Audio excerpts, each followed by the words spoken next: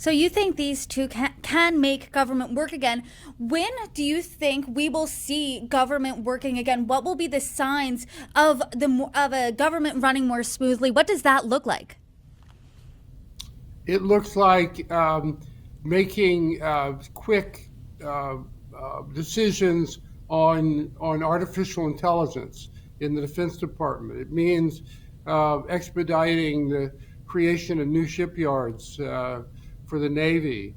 It means changing the rules in education so that school districts don't give the money if the schools aren't manageable.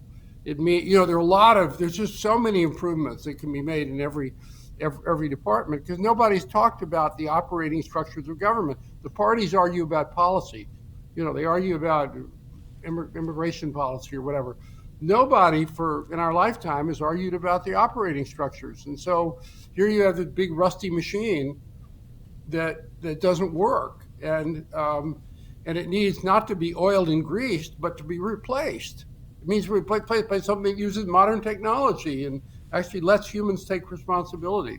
By the way, democracy, just not to make a fine point on it, is about electing people who appoint people who take responsibility and either do a good job or a bad job, but they are accountable for that. Instead, we have a system where nobody's in charge.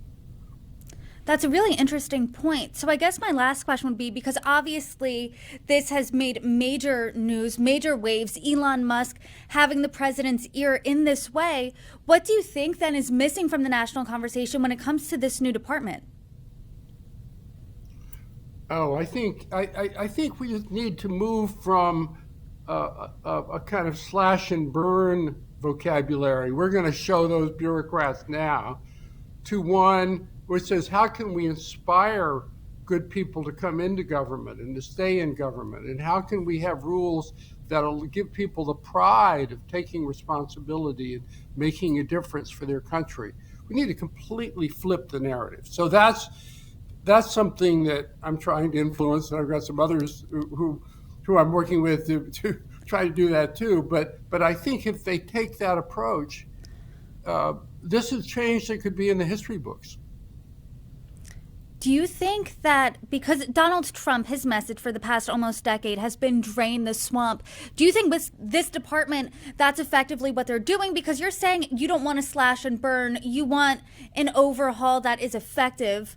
Do you think this is essentially what he would describe as draining the swamp? Well, I think that most people's instincts, and I think President Trump's is the same, is that there are some bad people there and we need to get rid of them, and they're all part of an insider's game. I agree that they're all part of an insider's game. All of Washington is an insider's game. I mean, it's no different than the court of Louis XVI or the pharaohs with the eunuchs around them. Everybody sees the way the system works as a state of nature. They can't imagine it working another way. That's why somebody like Musk and Ramaswamy are really important, because they can't imagine it looking another way. But we have to steer them in a direction that's positive towards the pride of public service, not sort of getting rid of a lot of villains. Well, really interesting piece. And Philip, I hope you come back on and join me as this department makes decisions. I hope you can break them down with me. Thanks so much for the conversation. Great to be with you, Brittany.